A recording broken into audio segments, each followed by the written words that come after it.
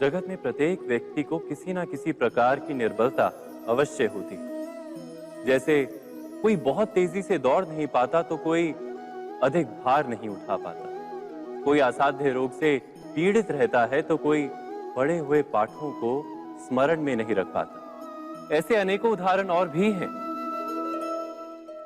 क्या आप किसी ऐसे व्यक्ति को जानते हैं जिसे सब कुछ प्राप्त हो और हम जीवन की उस एक निर्बलता को जीवन का केंद्र मानकर जीते हैं? इस कारणवश हृदय में दुख और असंतोष रहता है सदा। निर्बलता मनुष्य को जन्म से अथवा संजोग से प्राप्त होती है, किंतु उस निर्बलता को मनुष्य का मन अपनी मर्यादा बना लेता है। किंतु कुछ व्यक्ति ऐसे भी होते हैं जो अपने पुरुषार्थ और श्रम से उस निर्बलता को पराजित कर देते हैं। क्या भेद है उनमें और अन्य लोगों में? क्या आपने कभी विचार किया है? सरल सा उत्तर है इसका। जो व्यक्ति निर्बलता से पराजित नहीं होता, जो पुरुषार्थ करने का साहस रखता है हृदय में, वो निर्बलता को पार कर जाता है। अर्थात निर्बलता अवश्य ईश्वर देता है, किंतु मर्यादा मनुष्य का मन ही निर्मित करता है। स्वयं विचार कीजिए।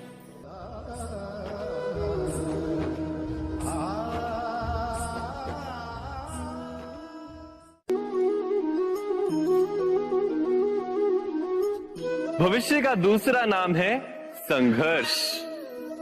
हृदय में आज इच्छा होती है और यदि पूर्ण नहीं हो पाती तो हृदय भविष्य की योजना बनाता है।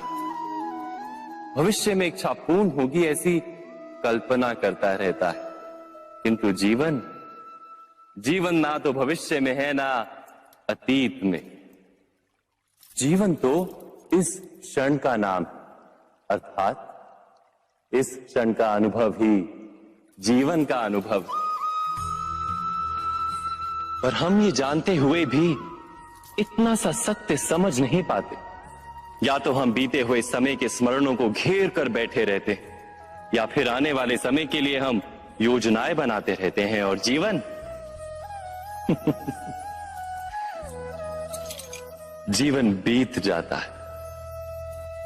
एक सत्य यदि हम हृदय में उतार लें कि ना हम भविष्य देख सकते हैं, ना ही भविष्य निर्मित कर सकते हैं, हम तो केवल धैर्य और साहस के साथ भविष्य को आलिंगन दे सकते हैं, स्वागत कर सकते हैं भविष्य का।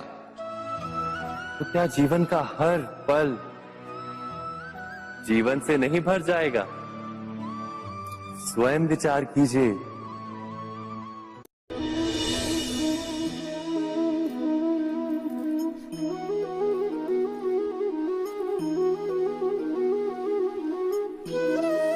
ज्ञान प्राप्ति सदा ही समर्पण से होती है, यह हम सब जानते हैं। किंतु समर्पण का वास्तविक महत्व क्या है? क्या हमने कभी विचार किया? मनुष्य का मन सदा ही ज्ञान प्राप्ति में विभिन्न बाधाओं को उत्पन्न करता है। कभी किसी अन्य विद्यार्थी से ईर्ष्या हो जाती है, कभी पढ़ाए हुए पाठों पर संदेह जन्मता है और कभी गुरु द्वारा दिया गया दंड मन को अहंकार से भर देता है। नहीं, क्या ऐसा नहीं होता? न जाने कैसे कैसे विचार मन को भटकाते हैं और मन की इसी अयोग्य स्थिति के कारण हम ज्ञान प्राप्त नहीं कर पाते। मन की योग्य स्थिति केवल समर्पण से निर्मित होती है। समर्पण मनुष्य के अहंकार का नाश करता है। ईर्ष्या, महत्वाकांक्षा आदि भावनाओं को दूर कर हृदय को शांत करता है और मन को एकाग्र करता है। वास्तव में ईश्वर की सृष्टि में ना ज्ञान की मर्यादा है, ना ज्ञानियों की। गुरु दत्तात्रेय ने तो गाय और श्वान से भी ज्ञान प्राप्त कर लिया था। अर्थात विषय ब्रह्म ज्ञान का हो या जीवन के ज्ञान का या गुरुकुल में प्राप्त होने वाले ज्ञान का, उसकी प्राप्ति के लिए गुरु से अधिक महत्व है उस गुरु के प्रति हमारा समर्पण। क्या ये सत्य नहीं?